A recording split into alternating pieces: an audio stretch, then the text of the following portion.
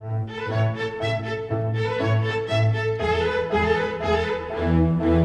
Prairie Lodge, this is the Sun City Report, a four-part program to keep you up to date on what's happening in Sun City, Huntley. Your host is your fellow Sun City resident, WGN's Orion Samuelson. Thank you for joining us on this third edition of the Sun City Report, and as promised, we're back with Dave Johnson, Village Manager of the Village of Huntley. So let's talk about new business. I'm hearing that Olive Garden, Panera is coming to Huntley. What can you tell us, Dave? We hope so. It's a challenging environment right now to get folks to make significant investments, but we just, as many folks know, just completed a restaurant survey that identified Olive Garden, Panera, Portillo's as restaurants that our residents would like to see in the community. We've taken that information and we're aggressively presenting that information to those restaurants. I remain a firm believer that we have an outstanding makeup in our community to make those restaurants profitable, and we continue to work hard to get that message out, and it's something that we're committed to doing. So those were the top three in the restaurant survey? Those were the top three in our survey. Okay. Now, it seems like we're adding new businesses rather frequently. Do they come to you and say, we want to be in Huntley, or do you go looking for them? How do we get new business? It's a combination of both. The village for the last 6 years has been an active member of the International Council of Shopping Centers, which is one of the world's largest organizations that brings not only retailers, commercial developers together, but also they've, over the course of the last 5 years, really reached out more to the public sector as well, understanding the public sector's role in that partnership, and it takes all three, a retailer, a developer, and a public agency to make their projects a reality. So we are a member. We've spent a lot of time at shows and through different functions of promoting the village, and as an example, this week our business development coordinator is in Chicago at the Illinois Deal Making Show, and we have a booth there that there's over 1,900 registered folks in attendance at that show. So we continue to be right out there and make Huntley visible. Who else? I mean, we've talked restaurants, but there are some other stores opening. Right, we have, starting up on the north end of the village, we have a Walgreens at the corner of Reed and 47 that, from a neighborhood convenience standpoint, we think is important for our residents up on the north end of town.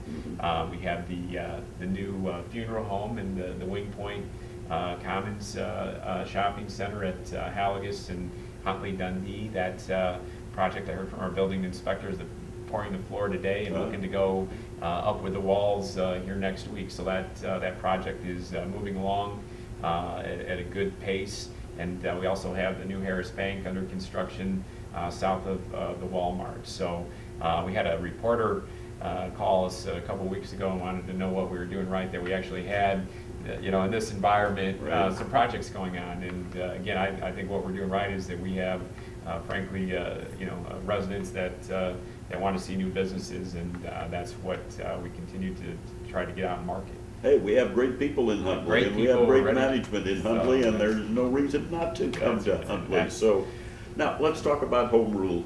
What does that mean?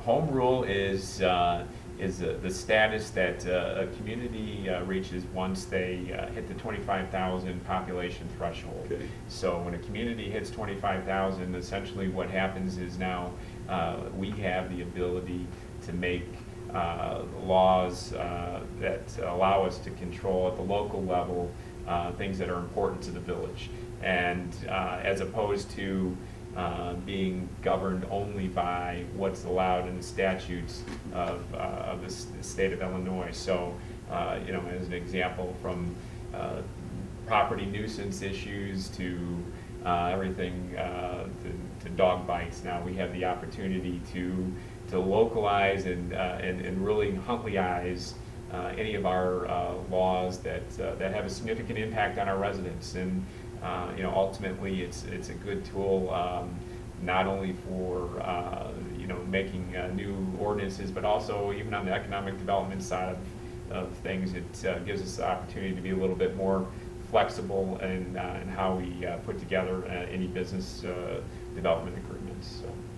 So does it have impact on roadways and everything, or is that a totally separate? It probably doesn't have any impacts on roadways.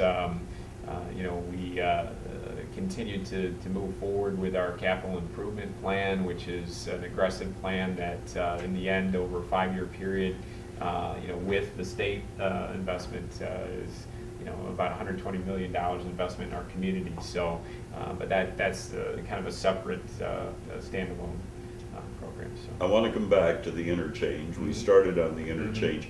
How important is that to the village of Huntley that we have this interchange at the I-90? We believe not only from a transportation standpoint, but from an economic development standpoint, that this is the long-term engine that drives our financial and fiscal well-being. And we think that not only is it needed, from a transportation standpoint for the region, but also it makes Huntley the destination for the development world on the commercial business park side of things. We're actively pursuing an agreement with a company to relocate to Huntley. The interchange has been a significant part of our discussions to get that company to relocate, and we're excited about that being a catalyst. If we can get land this company, which we feel like we're real close to doing, that can be a catalyst for others to follow them. Finally, another challenge that I see, one of the charms of Huntley is that it is a village, and you have that village feeling. How do you grow and expand with business and housing and yet keep that flavor in the community? That country charm. I think I was talking to a gentleman last night that's lived in Huntley since he was 13, and now he's raising a family, and he was complimentary of ultimately what's happened to the village.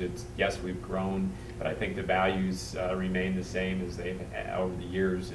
It's a good community with good residents and people that ultimately are happy to be here. And I think that from the village's standpoint, we see that every day in our interactions with our residents, and and I think it's a challenge to continue to do that. We're at 25,000 people today. Our ultimate build out gets us above 50,000, but I think the commitments there to whether it's the downtown, to make that feel like the rural agricultural village that we've always been. I think that commitment will always remain. And of course, as I say, prices never go the same way forever. There will always be a correction, and we'll see it in the economy. And once again, we'll see the building permits go up, and so we'll continue to enjoy. To your staff and the people who work in the village of Huntley, as a resident, I'll say thank you and appreciate what you do and what all of the residents do. You're welcome, and we appreciate the opportunity to serve our residents, and that's what makes, I think, this staff unique, is the ability to see that. We'll see you in church. Sounds good. All right, Dave Johnson, who is the village manager for the village of Huntley. And before we leave you on this third edition of the Sun City Report, let me offer congratulations to the winners in the election. Jerry Kirchner, Pat Oakley were re-elected to the Sun City Community Board, and a new member of the board is Bill Zaletti. And I particularly like that because he lives just across the street, so I can complain to him anytime. But congratulations, Jerry, Pat, and Bill, for being the servants of the Sun City Community Board of Directors. Well, thank you for joining us, and we hope you look forward to these periodic editions of Sun City Report. We'll continue to do that. I'm Orion Samuelson, and it's nice to be your neighbor. This has been the Sun City Report on the Sun City web portal. Your host has been WGN's Orion Samuelson. This has been a Sun City production.